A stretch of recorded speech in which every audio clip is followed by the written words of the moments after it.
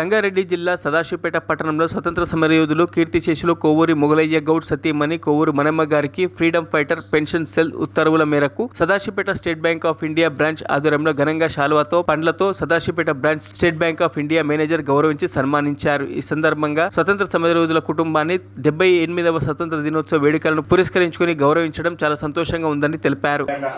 Freedom fighter pension cell ఉత్తర్వుల మేరకు మన ఎస్బీఐ బ్రాంచ్ సదాశివపేట వారు ఈరోజు స్వతంత్ర సమరయోధుల కుటుంబాన్ని గౌరవించి సత్కరించి శాలువాతో మరి అభినందించడం చాలా ఆనందంగా ఉంది.